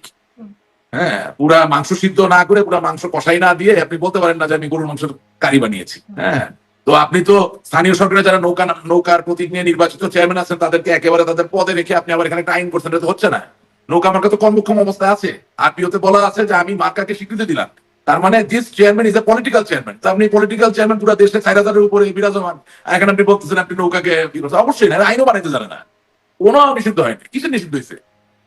আপনি আইনই বানাইতে পারেন না, কিসের নিষিদ্ধ? আইনটাই তো হয়নি, ত্রুটিযুক্ত আইন। কিন্তু আইন ত্রুটিযুক্ত হলেও সেটি মানে শারমিনের নৌকা রাশেদ রহমানের নৌকা না, এরকম আইন হয় নাকি আসলে? শারমিনের নৌকার সাইজ বড়, এই জন্য নৌকা ঠিক আছে, রাশেদের নৌকার সাইজ ছোট কিন্তু পানিতে ভাসে, তার নৌকা ঠিক নেই, এটা কি আইন হয়? জি, আপনি বলছেন আইনটি হাফ ডান, কিন্তু এটা প্রজ্ঞাপন জারি হয়েছে। আমি বলবো কেন? আমি তো উদাহরণ দিয়ে বললাম। স্পষ্ট আপনি নিশ্চয়ই আরপিও পড়েছেন। আরপিওতে একটি রাজনৈতিক দলকে কি কি শক্তি দেওয়া হয়েছে? তিনি একজন প্রার্থী দিবেন তার মার্কা দিয়ে, তার মানে উনি ধানের শীষ না, উনি বিএনপি প্রার্থী, উনি নৌকা না, উনি আওয়ামী লীগের প্রার্থী। তাহলে যিনি আওয়ামী লীগের মার্কা নিয়ে জিতে এসেছেন তিনি আওয়ামী লীগের চেয়ারম্যান। তাহলে আওয়ামী লীগের কার্যক্রম নিষিদ্ধ হলে ওই চেয়ারম্যানগিরি নিষিদ্ধ হওয়ার কথা হয় নাই তো। ইশরাক তাহলে শপথ চাই কিভাবে? ইশরাক কি দিয়ে নির্বাচন করেছে? ধানের শীষ, তার প্রতিদ্বন্দ্বী নৌকা দিয়ে। যদি নৌকা এবং আওয়ামী লীগ একেবারেই না থাকে তাহলে তো পুনঃতফসিল ঘোষণা করে ইশরাককে আবার নির্বাচিত হতে হবে। না, তখন নিষিদ্ধ তো এখন থেকে, মানে প্রজ্ঞাপন জারির পর থেকে। নো, এখন থেকে কেন হবে? ইটস আপনার তো রেট্রোস্পেক্টিভ এন্ড ফিউচার। না, এটা রেট্রোস্পেক্টিভ ইফেক্ট 100%। অবশ্যই, কেন না? ডেফিনেটলি। আপনি আগে সংসদ সবকিছু ভেঙে দিচ্ছেন, nothing is there, everything is there. এমনকি 5ই আগস্টের পরেও তো আপনাদের কার্যক্রম নিষিদ্ধ ছিল না। এবং যদি আজকের থেকেও যদি আমি ধরে নিই যে শুধু আজকের থেকে নেই, তাহলে আজকের থেকে যে চেয়ারম্যান নৌকা তারটা আপনি সেখানে একটা নির্বাচন দিচ্ছেন, অন্য কাউকে দিচ্ছেন, তাহলে তো ত্রুটিযুক্ত। আপনি ইশরাকের শপথ কখন নেওয়া হবে? এখন, আগে না। তাহলে এখন নিতে গেলে ওই তফসিলকে এখন বলবৎ থাকতে হবে। ওই তফসিল এখন বলবৎ থাকবে কিভাবে যদি এখন নৌকা না থাকে? এখন আওয়ামী লীগের কার্যক্রম নিষিদ্ধ, কিন্তু আগের নির্বাচনগুলো তো নির্বাচন হয়ে গেছে, ওগুলো তো কার্যক্রম নিষিদ্ধ সে করছে। এখন আমরা যদি নিজেরা তার কার্যক্রম নিষিদ্ধ মাইনে নেই, তাহলে আমার কিছু বলার নাই। আমি তো বললাম ওদের লাফালাফির থেকে আমাদের লাফালাফি বেশি। তাহলে আপনারা আমার এই প্রশ্ন, সিম্পল প্রশ্ন, আপনারা তাহলে এখন কি করবেন? আপনাদের কার্যক্রম নিষিদ্ধ, আমরা কি করবো? আমরা বসে আছি নির্দেশনা পাওয়ার জন্য। কি করবো আমি সেটা বলতে পারি না। আপনি আমাকে এত উপরে জায়গায় বসাচ্ছেন কেন? আচ্ছা, মানে আওয়ামী লীগের একজন নেতা, একজন কর্মী, তারুণ্যের প্রতীক হিসেবে পরিচয় করিয়ে দিয়েছেন। আমি কর্মী কিসের? আমি তো কর্মী, আমি তারুণ্যের প্রতীক হলাম কিভাবে বলেন? আপনার নেত্রী আপনাকে পরিচয় করিয়ে দিয়েছেন তারুণ্যের প্রতীক। হ্যাঁ, পরিচয় দিয়েছেন, আমি কৃতজ্ঞ, আমি বললাম। এই জন্য আমি কর্মী হয়ে থাকতে চাই। কিন্তু আমি তাই বলে যেটা সত্য, যেটা হওয়া উচিত সেটা বলতে পারবো না তা না। তবে যেটা হওয়া উচিত বলার পরে সিদ্ধান্তটা ওনারা এভাবে নিবেন কি নিবেন না সেটুকু তাদের জায়গা, তারা নিতে পারে। আর যদি আমাদেরকে সিদ্ধান্ত নেওয়ার জায়গাটা দিত তাহলে আমরা অন্যভাবে করতাম। আপনি আজকে দেখেন সালমান এফ রহমানের সাথে গোলাম মোল্লা রনি গন্ডগোলের সূত্র ধরে এই গোলাম মোল্লা রনি সাহেব এমপি থাকা অবস্থায় চলে গেছেন, জান নাই? এখন বাজারের কোনো লোক খুঁজে পাওয়া যাচ্ছে না। গোলাম মোল্লা রনি এখন শেখ হাসিনা আওয়ামী লীগের পক্ষে কথা বলছে। তার মানে কি? সে তো বিরুদ্ধে কথা বলছে। তার মানে পৃথিবীতে কিছু লোক থাকবে যারা তোতা পাখির মতো কথা বলবে না। আপনি তো এইভাবে মানুষকে দূর করে দেন, বাদ দিয়ে দেন, তার তো সমস্যা। আপনি আপনি মনে করেন আন্দালিক পার্থ প্রচুর আওয়ামী লীগকে গালিগালাজ করে, হ্যাঁ, আমার নেত্রীকেও গালিগালাজ করে। কিন্তু আমি আবার মাঝে মাঝে চিন্তা করি যে আচ্ছা, সে তো চাইলে বিএনপিতে জয়েন করতে পারত, কিন্তু সে বিএনপিতে জয়েন না করে আবার একটা জাতীয় পার্টি দলের সভাপতি হয়ে সে বাইরে আছে, কারণ কি? তার মানে একেবারে দালালির কাজ শুরু আনা করতে চায় না, তার মানে নিজের একটা স্বকীয়তা, নিজের একটা স্বতন্ত্র জায়গা ধরে রাখতে চায়। ঠিক আছে না? এখন ঘটনা হচ্ছে, আপনাকে তো মানুষের ভালোগুলো খুঁজে বের করতে হবে। আজকে ফজলুর রহমান সাহেব, হ্যাঁ, বিএনপির চেয়ারপারসন উপদেষ্টা, কিন্তু মুক্তিযোদ্ধা বটে তো। বাংলাদেশের স্বাধীনতা নিয়ে একটা মিথ্যা কথা তো বলতেছেন না। বলতেছে যে আমি মাঝে মাঝে খামোশ বলে চিৎকার করি, কেন? আমি মৌলানা ভাসানীর বক্তৃতা থেকে এটা আরোপ করেছি। আমি কি তার জন্য ওনাকে আমার বিরোধী কাউকে মনে করবো? কোনো মনে করবো না। তিনি বলতেছেন সৈয়দ নজরুল ইসলাম সাহেব এমনি এমনি হন নাই, অনলপর্ষী বক্তা ছিলেন। মানুষ কত কিছু শিখতে পারে, জানতে পারে, এবং কি ওনার জাতীয়তাবাদের চেতনা তৈরি হয়েছে বঙ্গবন্ধু থেকে, এটা অপর্ষী। তাইলে করুক না বিএনপি, ভালো কিছু পাচ্ছি তো। সো মানে আপনাদের কথা আপনারা বলতে পারছেন না, এখন আপনাদের বিরোধীদের মধ্যে থেকে কেউ কেউ বলছেন। আর আমাদের তাই তো অবস্থা। আমরা মঈনুদ্দিন খান বাদল সাহেব মরহুম মারা গেছেন, বঙ্গবন্ধু স্বাধীনতার সাক্ষাৎ প্রতিমূর্তি, এই যে তার অমর বক্তব্য, সেটাকে কেটে কেটে এখন আমরা আমাদের ইয়ের মধ্যে ছাড়ি। লজ্জার বিষয় না? আওয়ামী লীগের কোনো বক্তা নেই তো, বক্তা তৈরি হইতে, যে বক্তা তৈরি হইতে তাকেই সাইজ করে দিচ্ছে। শেখ হাসিনা শক্তিশালী মানুষ, আমাকে উনি ইন্ট্রোডিউস করে দিচ্ছেন, কিন্তু আমার কি পরিমাণ দলের মধ্যে শত্রু, যাদের নিয়ে আলাপ করলাম তারা কি পাচ্ছিল 12টা বাজানোর জন্য। আরো তো অনেকের নাম বলি নাই। যেখানে আপনি ভালো বক্তা দেখবেন সেখানে তো ক্রাইসিস আওয়ামী লীগের। একটা বক্তা নেই, একটা লোক কথা বলতে পারে। আরে ভাই, গ্রিস ও ট্রয়ের উপাখ্যান, ইলিয়াড ওডিসি হোমার লিখছিল, সেখানে রাজপুত্র প্যারিস হেলেনের সাথে কথা বইলা সারা ভুবনকে একটা যুদ্ধের মধ্যে ফালাই দিল। রাজা আগামেমনন, মেনেলিউস, হ্যাঁ, হেক্টর, একিলিস, কি অবস্থা, যুদ্ধ করতেছে বছর পর বছর, মুখের কথা। ঠিক আছে? তো আপনি একটা দল করবেন, আপনি বক্তৃতা দেওয়ার লোক রাখবেন না, সমূলে উৎপাদন করুন। আপনি একটা দল করবেন, চিন্তা করে একটা কথা বলবে যেটা যুক্তিসঙ্গত হবে, আপনার সাথে যুক্তি দিয়ে কথা বলতে চায়, আপনি সেটা দিবেন না, তাকে সমূলে উৎপাদন করুন। ধরেন এখন এটা তো পরিস্থিতি, আমাদেরকে এটা চেঞ্জ করতে হবে।